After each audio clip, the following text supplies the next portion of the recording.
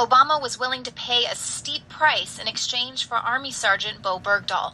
The Guantanamo Five are top Taliban commanders, and the group has tried to free them for more than a decade. According to a 2008 Pentagon dossier on Guantanamo Bay inmates, it was disclosed by WikiLeaks, all 5 men released were considered to be a high risk to launch attacks against the U.S. and its allies if they were liberated. Mullah Mohammad Fazl is Taliban's former deputy defense minister and is wanted by the United Nations for his role in massacres targeting Afghans' Shiite Muslim population. Mullah Narullah Nouri was a senior Taliban military figure directly subordinate to Taliban's supreme leader, Mullah Omar. Nouri led troops against U.S. and coalition forces and is also wanted by the UN for possible war crimes, including the murder of thousands of Shiites. Abdul Haq Wasik is a former deputy minister of intelligence. At one point, he tried to cooperate with U.S. forces in Afghanistan, asking for a GPS system as well as a special radio to communicate with the U.S. military after the invasion in 2001. His dossier says that while he was deputy intelligence minister, he was a crucial liaison between the Taliban and other Islamic fundamentalist groups. Mohammed Nabi Omari held several military leadership posts for the Taliban.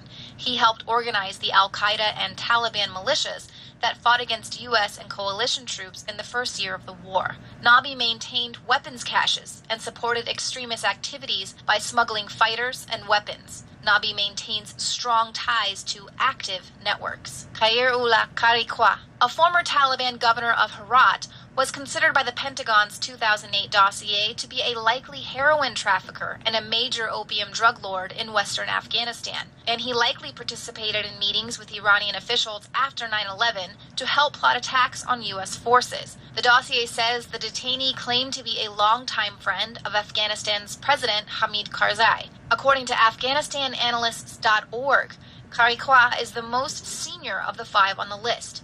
He is one of the fraternity of original Taliban who launched the movement in 1994. In other words, he is someone who will still command a great deal of influence and respect among today's insurgents.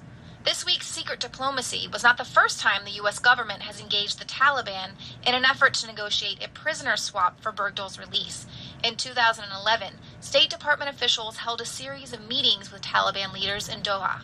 At the time, Dianne Feinstein opposed the swap, saying, "These are major Taliban figures. They are not minor people, and they will not be held in maximum security custody. Forget that it won't be Guantanamo, just maximum security custody. And in my view, there's no way of knowing what they may do and what kind of propaganda they may breed." Lawmakers suspected the released Taliban could eventually end up returning to the fight. So what has changed in the last few years? The United States just announced it's winding down the war in Afghanistan to concentrate on emerging terrorist threats elsewhere. The sudden release of these Taliban commanders now will end up replenishing the diminished leadership ranks of the Afghan Taliban.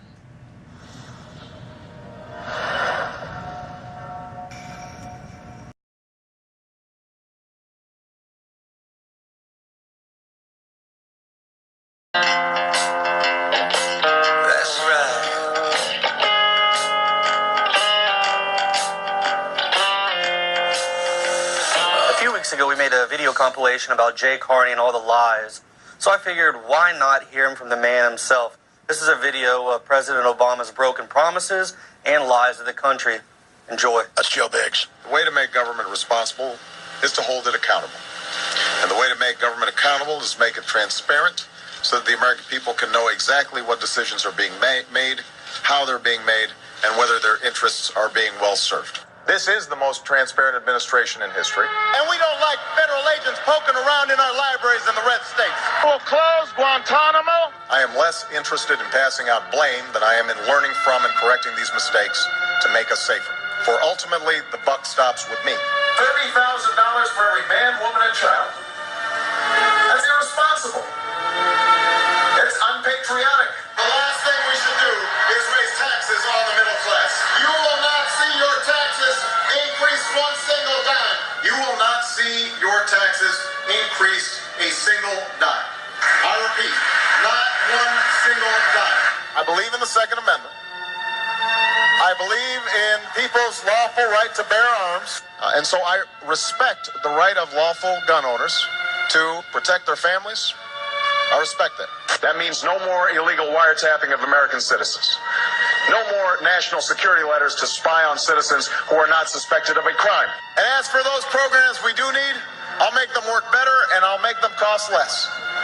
We'll save billions by cutting waste and improving management and strengthening oversight. And I will finally end the abuse of no-bid contracts once and for all. I'm in this race to tell the lobbyists in Washington that their days of setting the agenda are over.